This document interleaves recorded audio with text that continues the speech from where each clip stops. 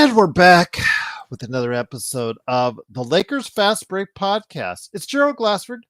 Thanks so much for joining us right here at the Lakers Fast Break, the pop culture cosmos, where we cover the latest news and trends in pop culture each and every week, twice a week, wherever you get your podcasts. On our latest episode of the Pop Culture Cosmos, it is the PCC Multiverse, where we talk about Avengers Doomsday. The entire cast was announced, our thoughts on the cast, those who are in, those who are out.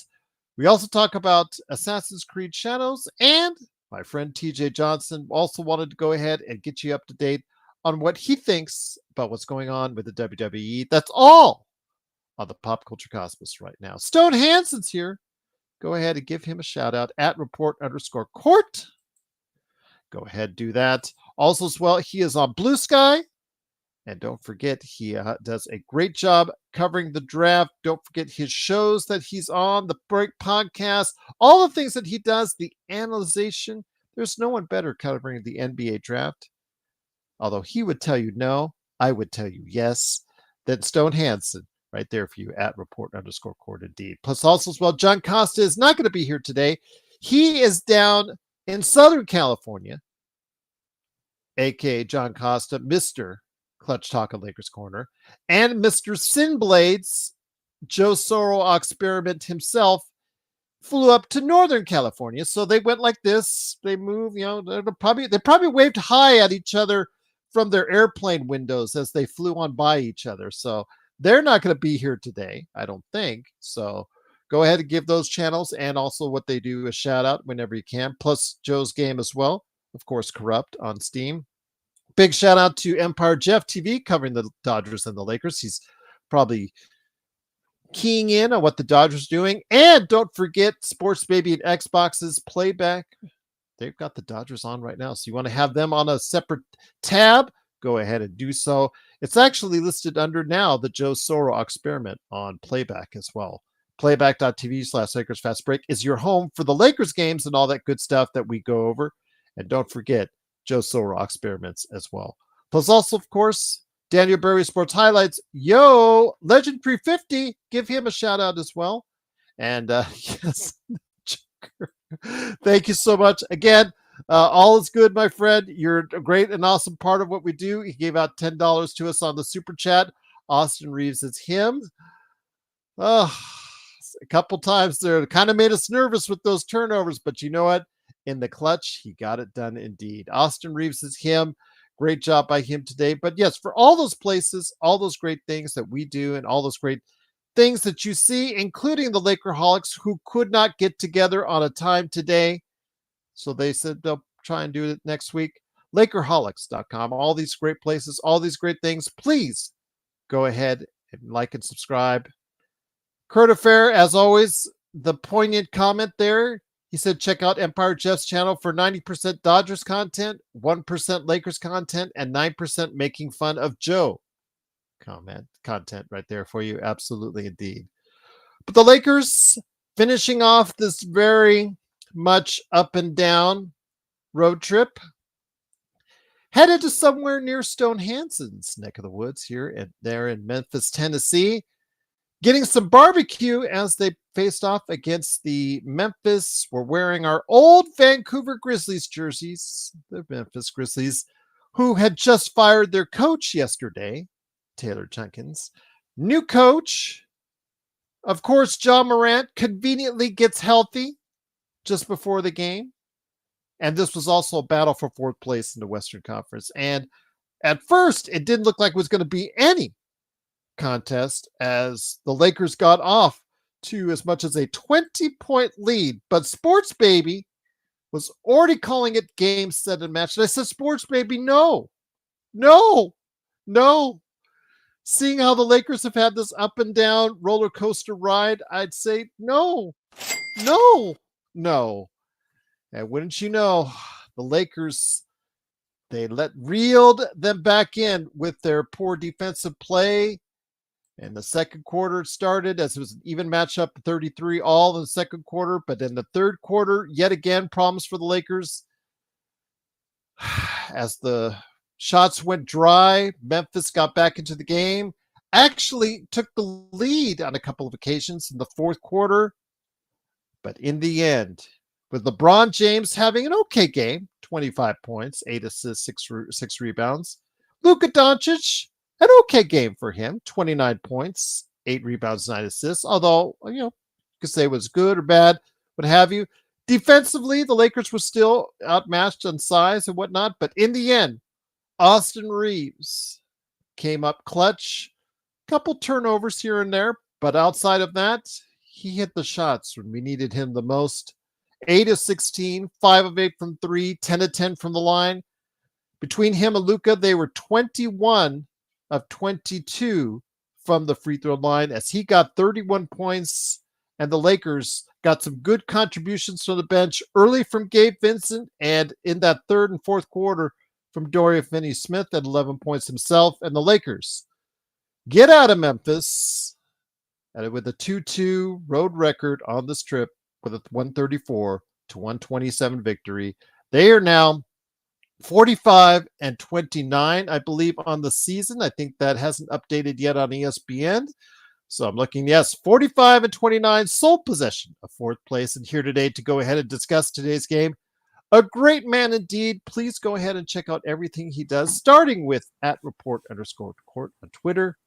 It is our NBA draft guru extraordinaire, Mr. Stone Hansen. Stone, glad to have you here, especially the fact that the final, the tournament's going on, Sweet 16, breaking down to Elite 8, getting into a Final 4. You're here. Great to have you here. And you saw a game back and forth.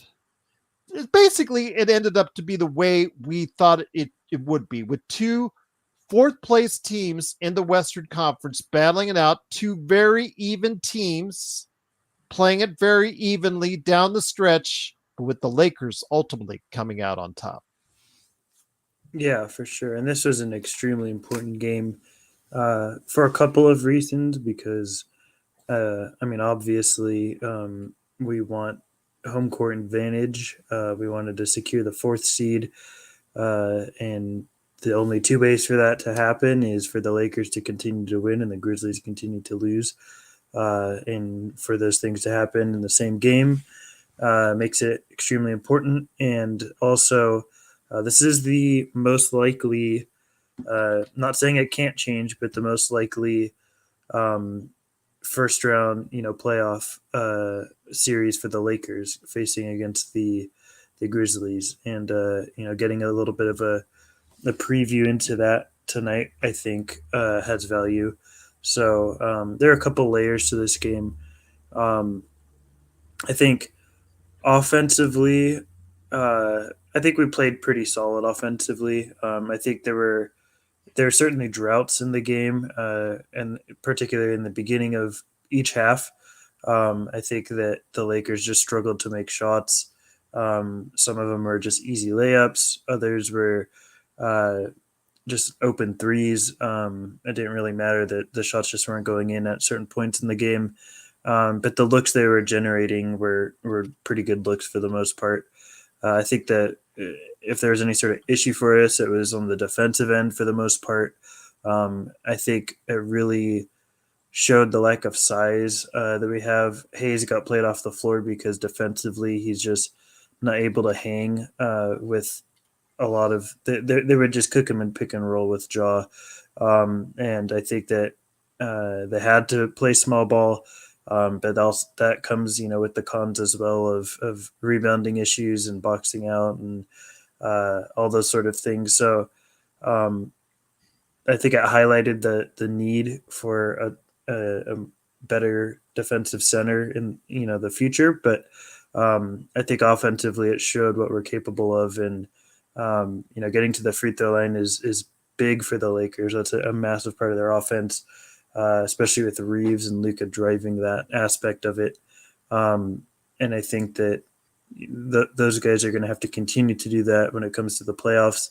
I think you want to do what you can to get Triple J in that early foul trouble that they did. Forcing them to not play him for stretches when he would otherwise be on the court is a massive win for the Lakers. And if they end up facing each other in the playoffs, like it is shaping up to be.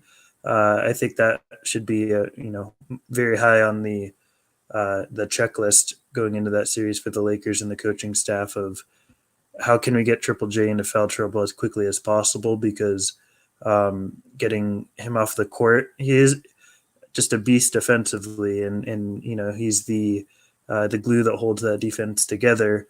Obviously, they can function without it, but that's a massive component and the biggest component to their defense. And by taking that anchor out of the court, that's why we were able to generate a lot of the offensive looks that we could tonight. So that would certainly be a point of emphasis if I were on the coaching staff headed into the playoffs against this team. And I think we got to see a glimpse of that tonight. And then we got to, like I said earlier, just sort of the cons of having to go small against a team like Memphis that is it capable of playing rather big. Once again, it is Gerald Glassford along with Stone Hansen right here for you at the Lakers Fast Break. The Los Angeles Lakers get the victory 134-127. They're now in sole possession of fourth place in the Western Conference, 45-29 on the season. It is concerning with the defense. I get you on that. Absolutely. Tonight, they gave up, 43%, almost 44% on threes. This has been a growing trend over the past few games where teams are just seemingly teeing off on the Lakers. But, man, when I say that with LeBron and with Luka on the same team, they have a shot against any team in a playoff scenario. And I'm not saying I would favor them. I just say they have a real constructive chance, is because if you have those two getting above 25, plus you have AR throwing in a 30 spot on top of it, in this case 31, and you get the kind of support from the bench with 33 points off the bench from as far as overall, which is substantially higher than what they're normally doing. Stone, it can be competitive with anyone. I get you on the defensive end. That's going to be an issue, especially in the playoffs. But if they could continually find ways with this offense to get good looks, they can be competitive and make a good showing in the playoffs. Yeah, and I think to piggyback off that and to simultaneously answer the question, I think it was from Legend 350, on how far I think this team can go, this current roster, not as far as I think they can go next year after, hopefully adding a center over the summer. Tongue twister there. But I think this is a team that can make like a conference finals run for sure. Make it a finals run is, like Gerald says, I think for me, if Luka, any team Luka is on, you have a chance. When I think pre-Luka trade, there was no chance for us to get to the finals. I think there is a chance. I just think it's very marginal, very slim. I certainly wouldn't favor them in any finals matchup of who they're likely facing in the East, whether it be the Celtics, most likely, or the smaller chance of the Cavs. But I do think that next year is really the window of opportunity where things open up. But I think a fair compromise on putting sort of a cap on this team would be a competitive, hopefully, conference finals appearance. And I did see the comment, yes, this is a Joe Soro exclusive, as you could see by the Sin Blades here. But yeah, really dope, cool Luka Mamba jersey. So thank you, Joe. Appreciate it. And I hope all of you watching are jealous. There you go. I didn't even get one.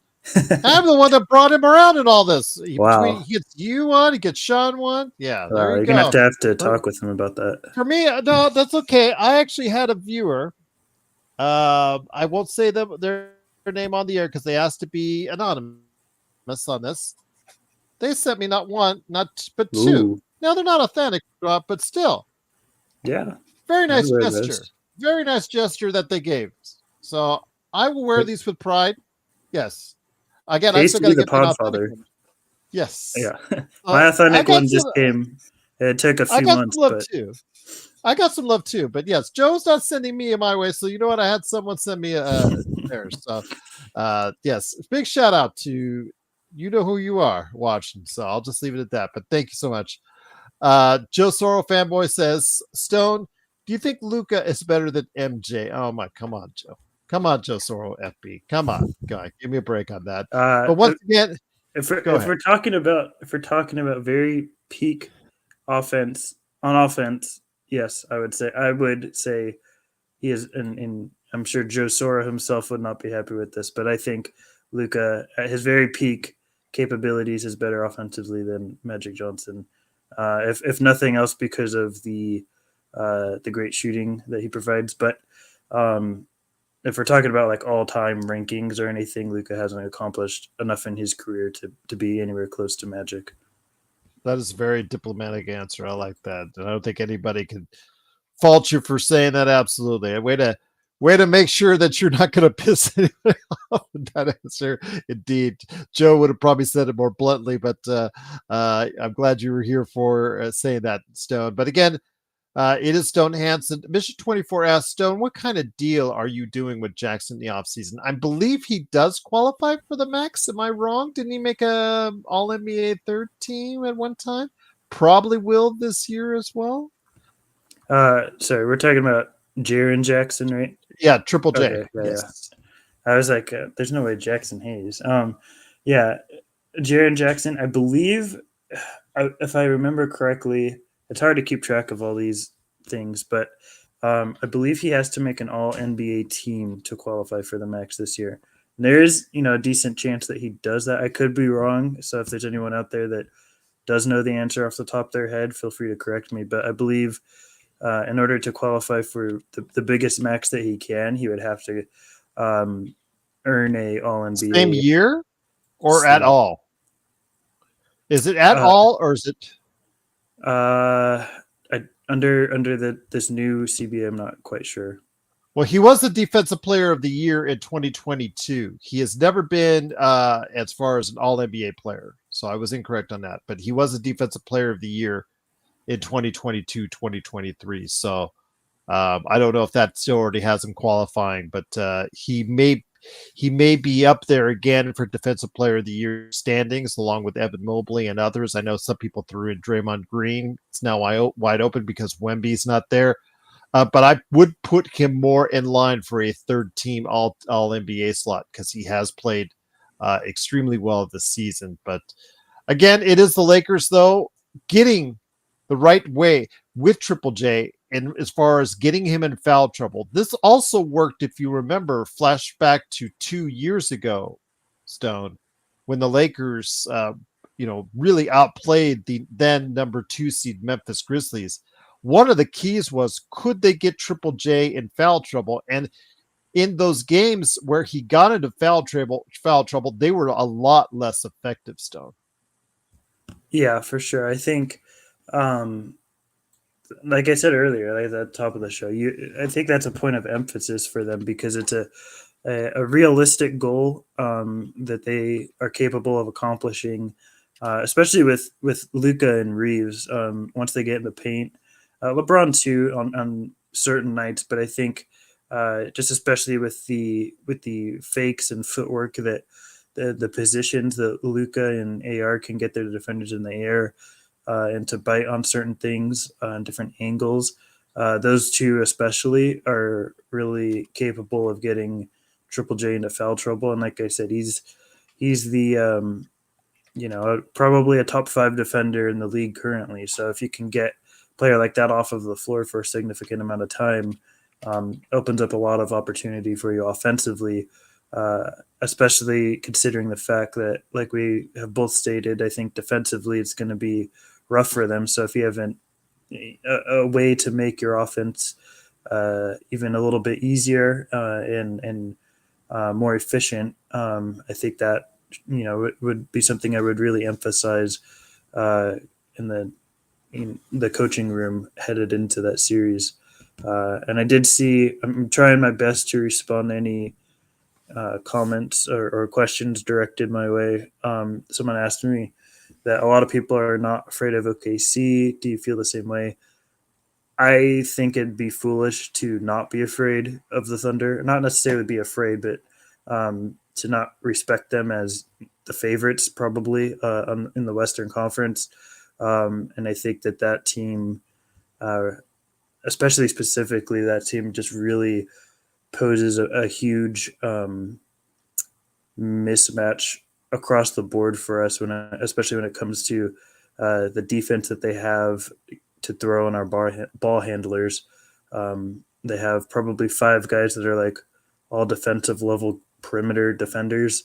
And you're talking about Shea and J-Dub and Gasson Wallace and Caruso and Dort, like all those guys will have their chances on Luka, LeBron, and Reaves, and I think really cause some issues. So I would certainly be, not afraid, but respect them as a favorite in any sort of series matchup. And not to mention the bigs that they have, like Chet is a great rim protector, one of the best in my opinion in the league, and then Hartenstein is gonna dominate the boards in a Lakers matchup against Hayes. So I think that's probably the worst case scenario matchup the Lakers could find themselves in for talking about the Western Conference, in my opinion. I'm just going to say right now, another question is, do you think the Lakers can get to third? I said it on playback. I think I said to get to second, they might have to go 8-1 or 9-0. I think as far as excuse me, not 8-0 or 7-1 in the last 8 games to even get a shot at second. And that's if Houston falters, because their schedule does get tougher now near the end of the month and into April. Denver obviously is going to have a say as well on the stone. The Lakers right now, as far as game-wise, they're a game back in the loss column to Denver, but they're 3 games in the loss column back to Houston. That is the problem. Even if they win both games against Houston, Houston will still have to mess up somewhere else, and the Lakers will still have to capitalize on that. I don't know if they will go ahead and turn it up that much in the closing games, Stone. We've already seen them punt games already within recent times, which we've had issues with. They do have one more back-to-back, as Sam Khan pointed out. They do have 2 games in OKC when they're playing 2 games there in 3 days, which we talked about on the playback as well. Your thoughts? They are 1 game out of, they're 1.5 games out of third place in the Western Conference with 8 games to play. Is at least third place in play for the Los Angeles Lakers? I would say so. I would say that's in play. I mean, never say never, but I would very much consider the second seed as highly unlikely. Like, if you're a Lakers fan, I would just set my sights below that at this point, especially considering, like you were saying, just the way they've been playing lately. It's hard to rely on them to, win out the necessary games to overtake Houston and win those. If they win both those games, then you're really talking about that possibility. But it's just hard to bet on them winning both those games the way they've been playing as of late. But I certainly see, a top 3 seed as being a reality. And ideally, like, that's what I would prefer. I would rather face the Clippers than Memphis in the first round, personally. I think that's a better matchup for us. Not to say I would probably still favor us in a Memphis matchup as well, but I think we are. I would favor us even more in a Clippers matchup. So, and not to mention the fact that you're playing very close by in the same city. So I guess for both teams, but you have a little bit of a more pep in your step when having to fly across the country. That said, it's not impossible for sure that they could overtake and get the second seed, which would, I think, really be idealistic. Because I'd rather face any of those 4 play-in teams than the Clippers, actually. But it's it's a must that you have to win both those Houston games. I don't think you can get the second seed without winning both of those games. Also, just to quickly respond in the chat, someone had asked if I would trade Dalton in the summer. If it were up to That's me, yes. Parade on Figueroa on Twitch. He said because the odd position Dalton is in, it's something we've noted about on playback for several games now. Where I would want to say doghouse. We kind of joke at that on the show, but we do know he's getting like close to no minutes at all as of late. And he's been in a very odd position. He coming off again. If you remember when he started and got 32, I think is what he got. And then all of a sudden after that, it's just gone off the rails since he went back to the bench. But our Parade on Figueroa says, are both of you looking to trade him in the summer or further develop him in the offseason? Your thoughts, Stone, on that? I mean, if it were personally up to me, I would do what I can to repair the relationship if possible.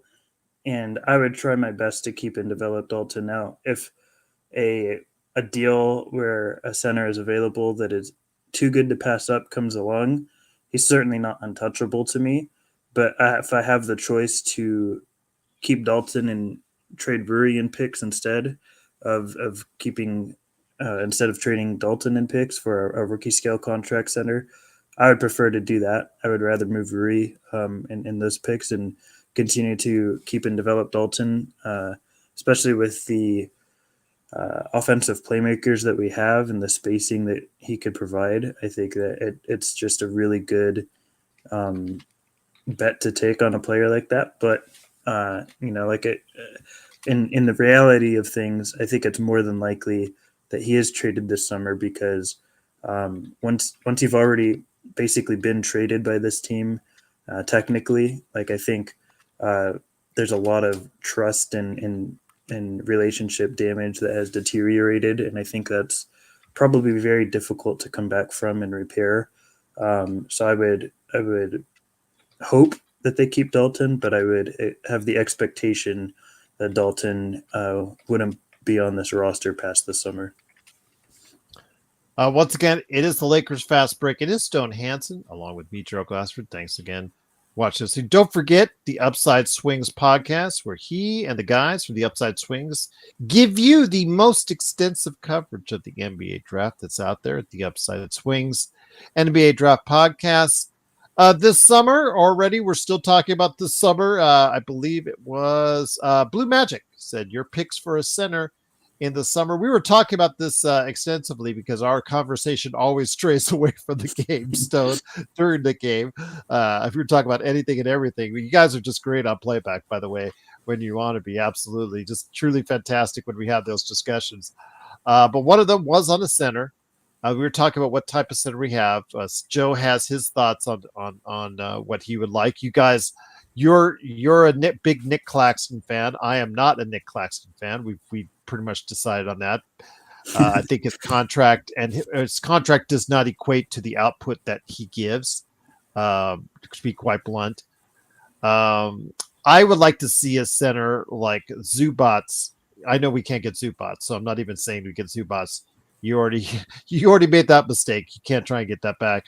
But getting a center with his type of bulk and size that can still do pick and roll, that feasts off the pick and roll, but gives us size on the boards on both the offensive and defensive end. If I could trust Mitchell Robinson to stay healthy, I would target him, but I can't trust him. That's the thing. Anybody within the Lakers' salary range is going to have baggage. Robert Williams or you guys have said Ayton in the past. You guys talk Sabonis, but Sabonis is like 40 million. There's always something with some baggage as far as whoever the Lakers get. But again, you've been a Nick Claxton supporter. I said the good news is that he has a de-escalating salary. The bad news is that it starts at 27 and then goes down from there. Your thoughts, again, if Nick Claxton would be your number one target for a center in the offseason? He would not be my number one target, but he would be fairly high up on the list if we're talking about somewhat realistic options. Like you said, it would be a realistic option because he does play for the Nets, and they were always willing to listen. So, I would. For me, there's two non-negotiables when it comes to a center, and everything else I'm willing to work with.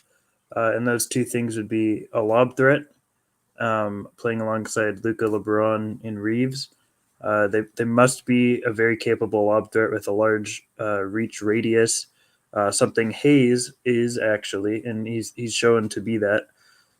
But you also, it's a must that this center, whoever it is, uh, can protect the rim and switch and pick and roll.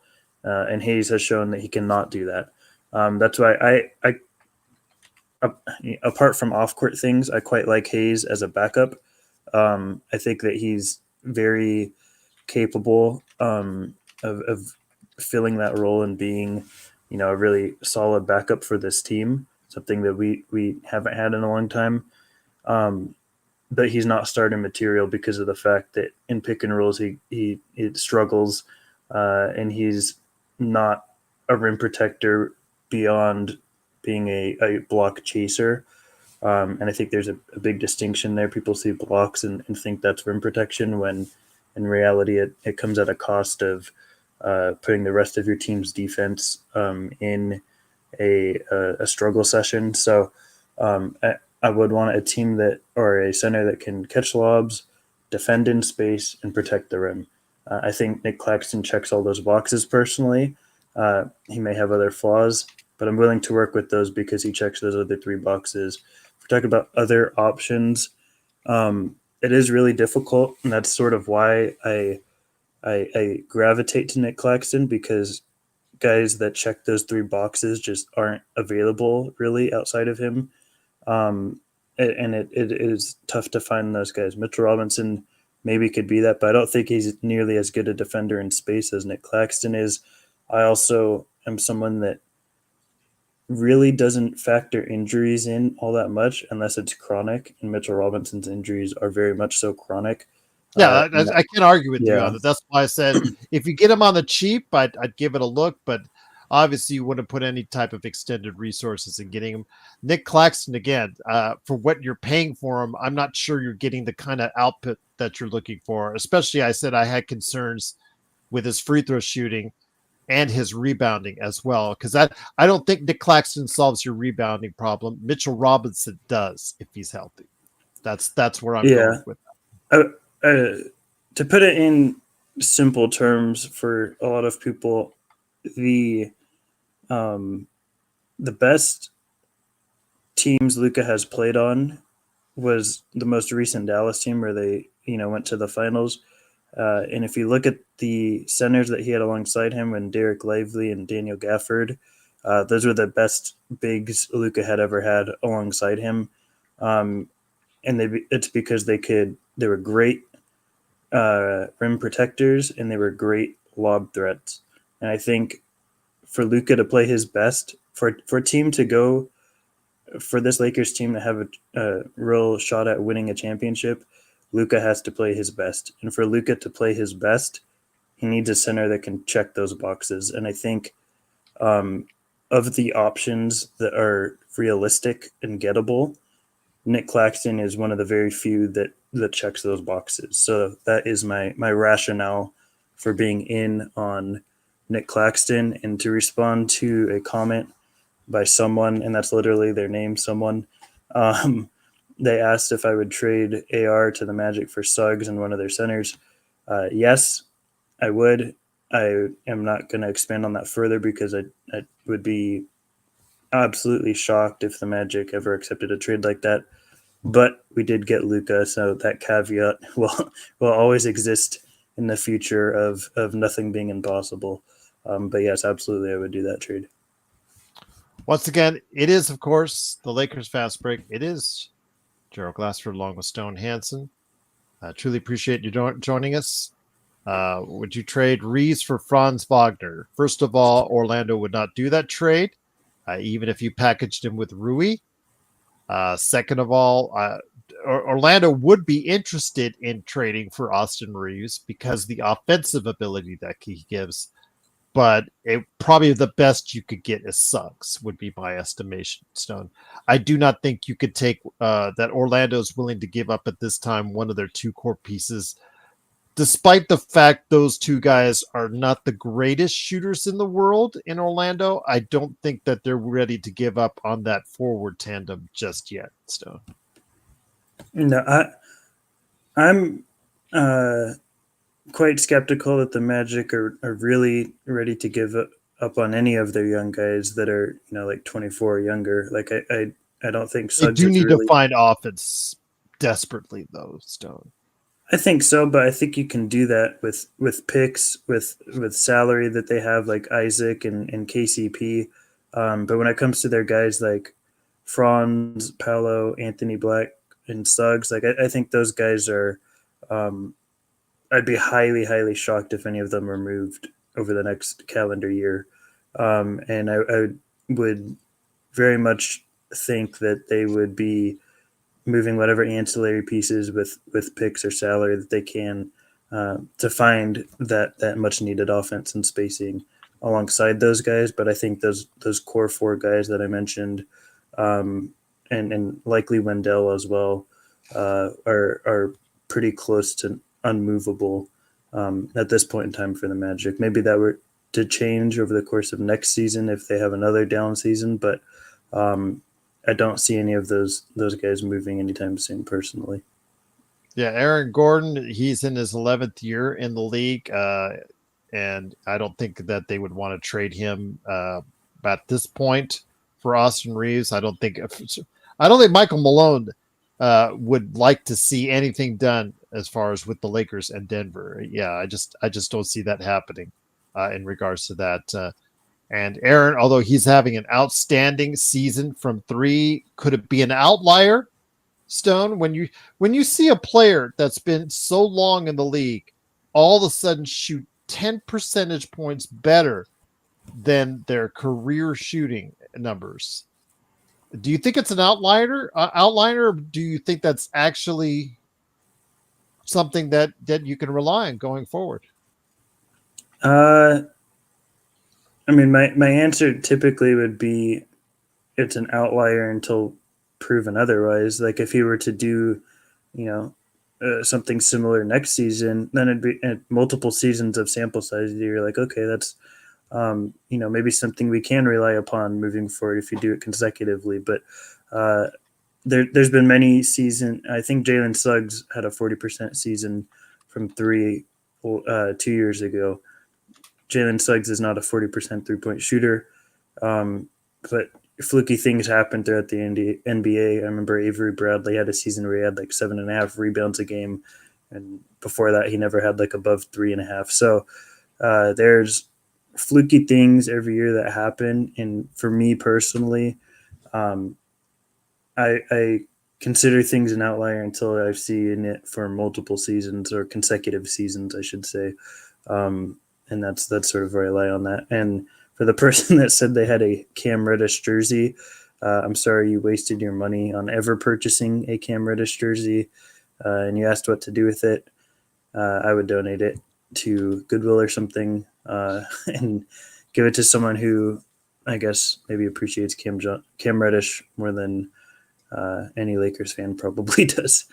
Yes, Rodell, that is not news. Yes, I understand he's worked on his shot, but again, this is an outlier for his time in the career. He's had that house, or he's had a house. He's had facilities, had accessibility to work on his shot for years, and all of a sudden, it's finally falling into place for him.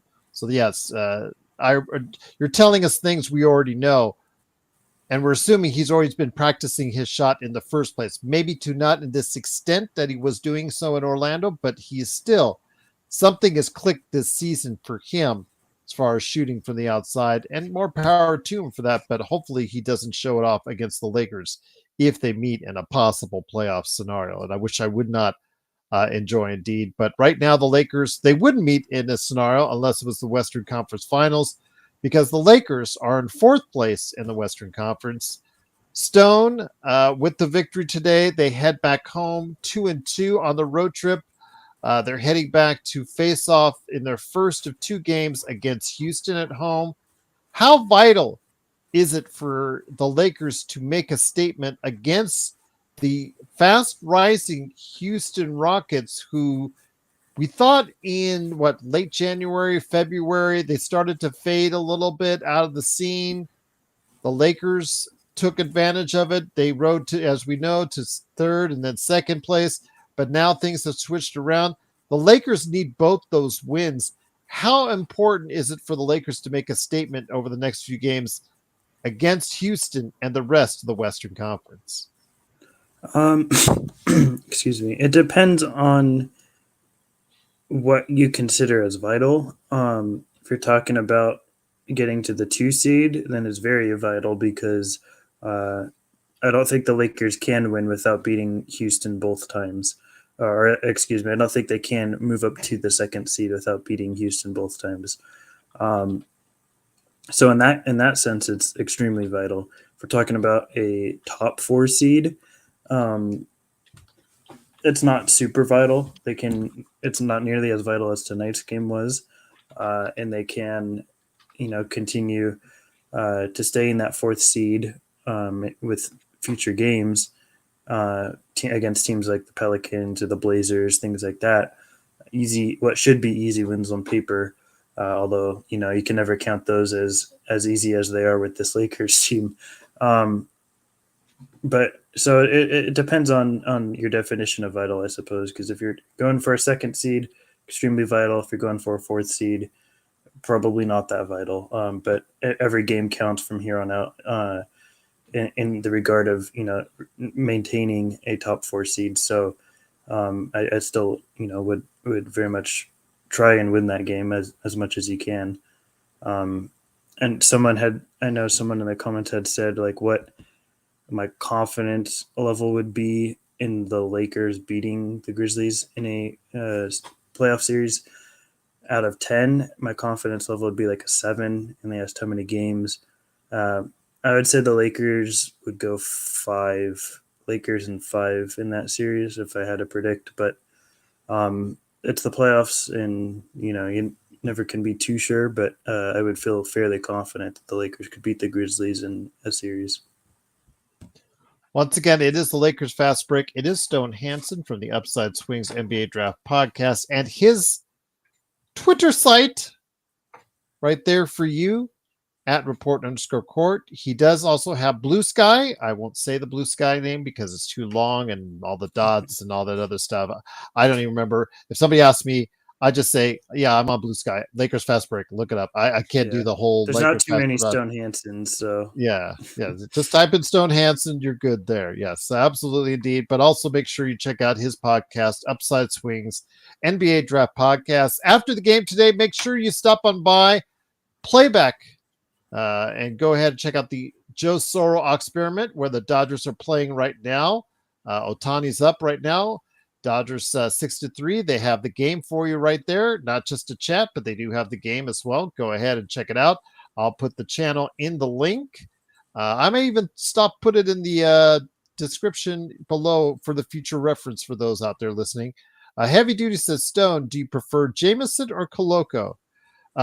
Basically, what happens is, again, with the Lakers making the decision because Goodwin ran out of games on the two-way, they had to go and make a decision. And Blue, I believe it was Blue who said it, or Bloodhound, that had Bloodhound, I'm sorry, had the Cam Reddish jersey, but Cam Reddish was sent packing. So my suggestion would be eBay for that Cam Reddish jersey, but he was sent packing to sign Goodwin for the rest of the season, who did play tonight, which was kind of curious.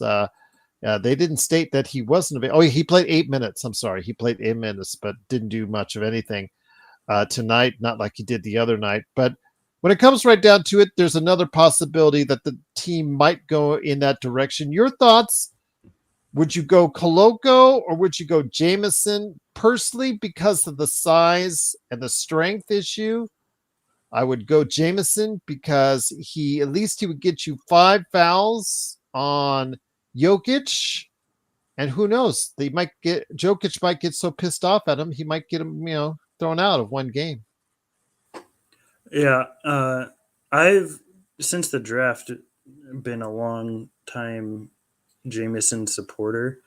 I think Coloco better fits this team if we're talking about those boxes I was discussing earlier with the mostly the rim protection, and I think both of them are valuable enough lob threats in their own ways.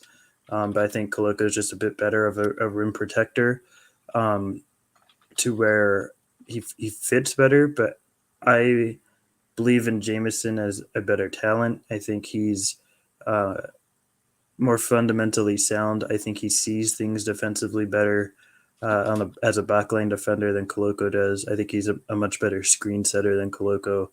Um, I think Koloko's probably a better passer. There's pros and cons to both, but ultimately, I would lean Jameson. I think it might not be on the Lakers, but at some point, I think Jameson has the capability to be a full time backup for an NBA team. Um, and I'd be more interested in betting on him than Koloko. But ultimately, like, I don't think either of those guys likely see any playing time in the playoffs or anything. Well, I'll tell you what, Stone, again, with so much to look at for today's game, when you see those three players, again, I won't argue on the defense as of late because it looks like ever since the Lakers went on that hot streak, teams have started to figure out the Lakers' defensive schemes. You remember during playback, I noted several times the Lakers with JJ schemes because they switch constantly, often find themselves with a big man being guarded by a guard, whether it's a Luka or whether it's an Austin down low, which is a mismatch for the and that constantly becomes a source of frustration for me. But when you have Luka, Austin Reaves, and LeBron scoring 85 in a game, if you could get them averaging close to that in a series with all three go averaging above 25 points, when you have that, even in a playoff setting, that is just truly hard for a team to stop if all three of those players are, pardon the pun, sorry, Dalton, connecting on a higher level.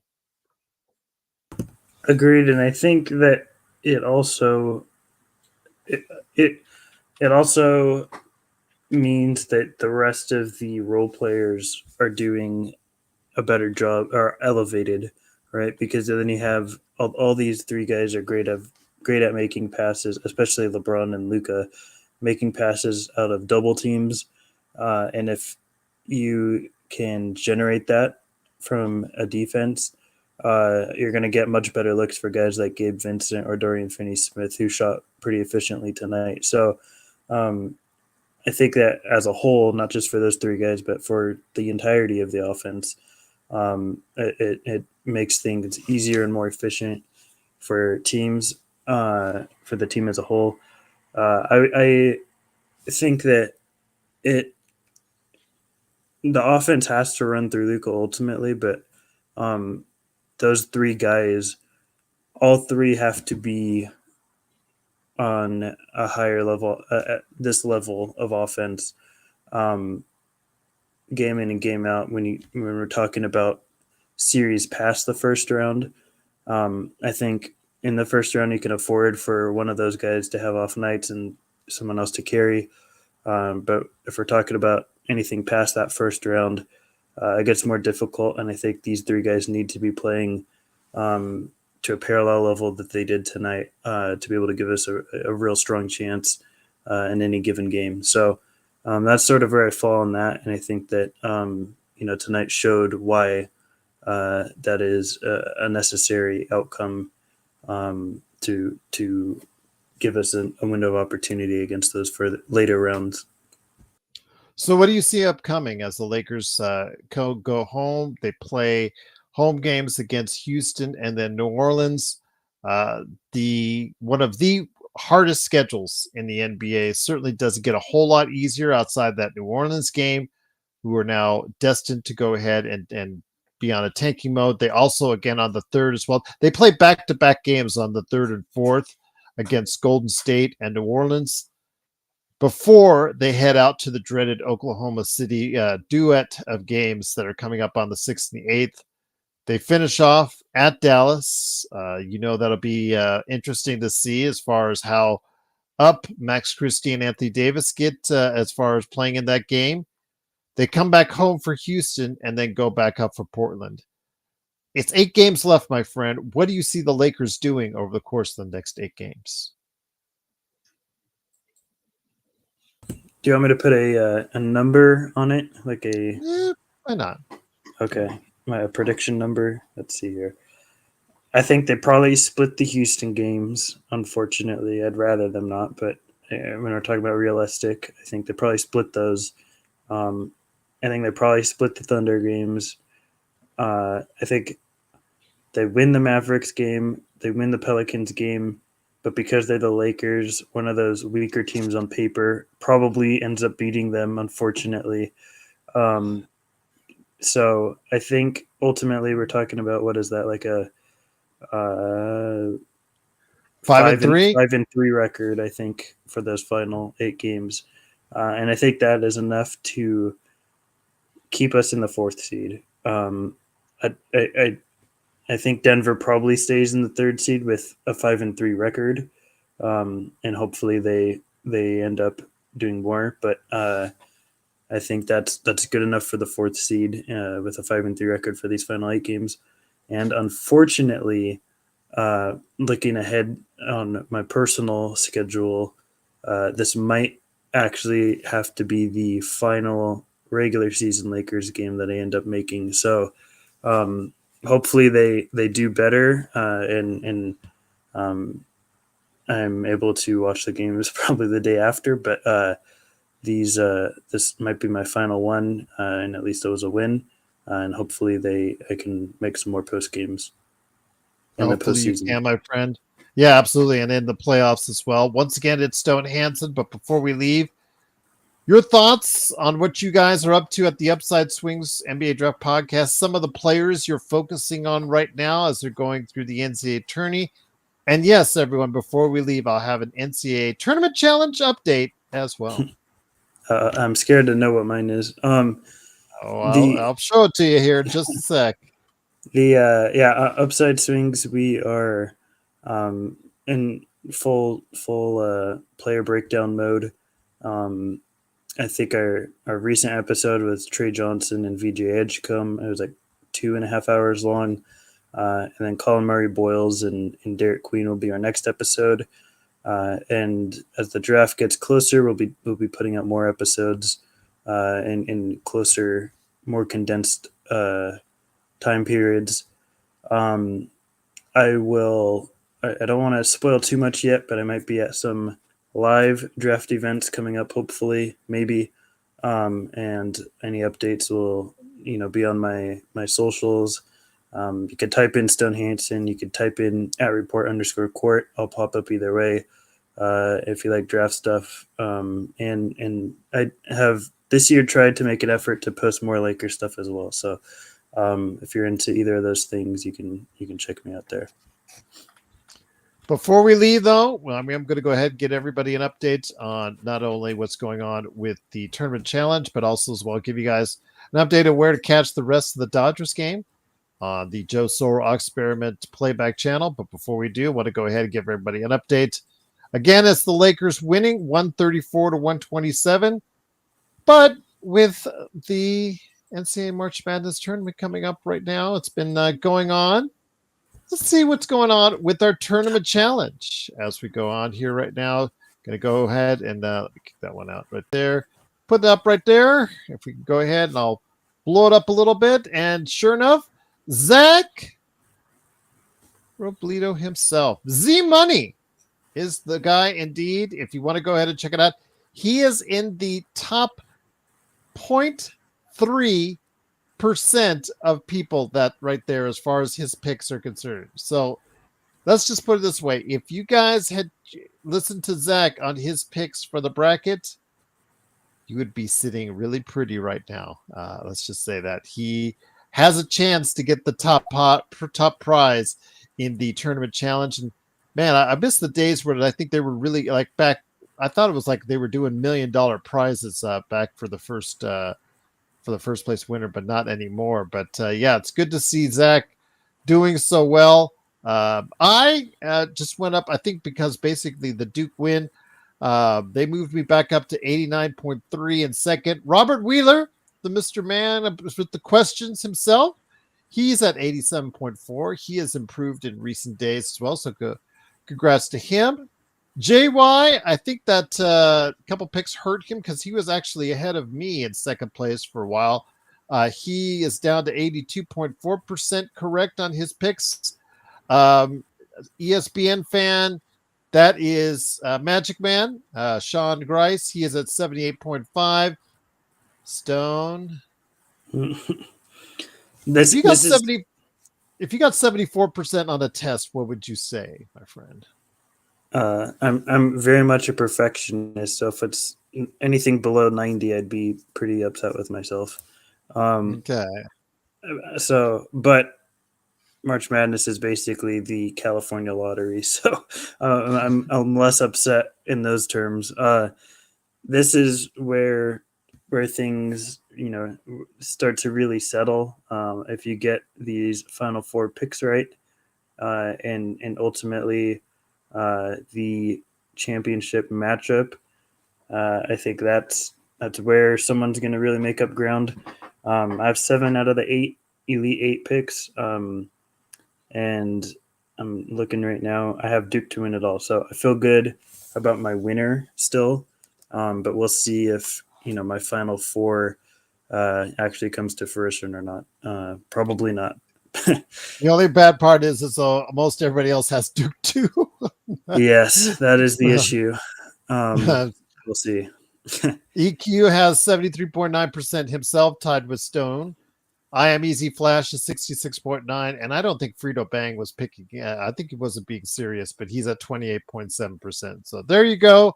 There's our tournament challenge update for you. Before we head on out, my friend, again, give us an update what's going on with the Upside Swings NBA Draft Podcast.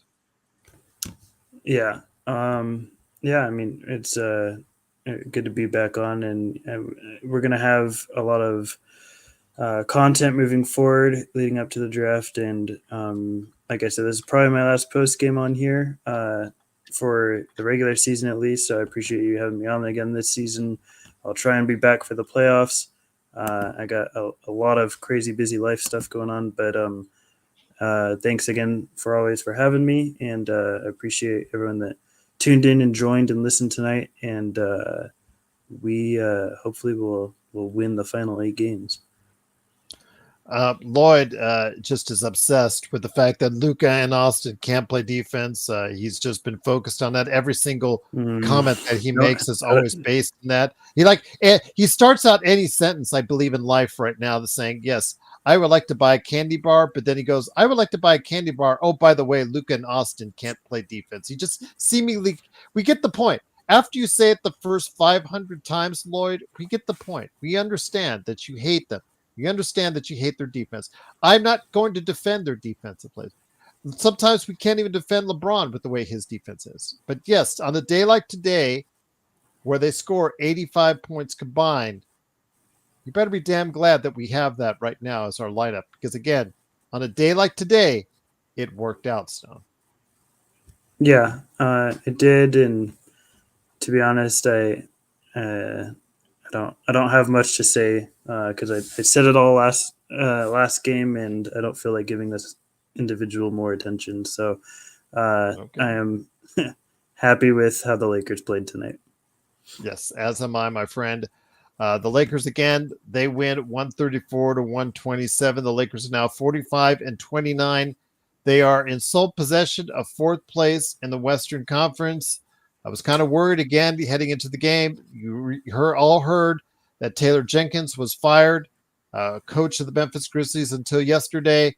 They did promote one of the assistants to that role, but also John Morant. He came back, first game back, because as we talked about on the pregame, during the game, we talked about on the pregame what JJ said about the Lakers being the team that teams are most healthy for by statistics. I believe was what he was saying, 86% of availability for the opposite team, which puts them number 1 in the NBA. So everybody out there that has this feeling or whatnot that says, oh yeah, everybody seems to always get healthy for the Lakers. They seem to have made it supported with actual fact. But again, your mileage may vary on that one, but they got it done.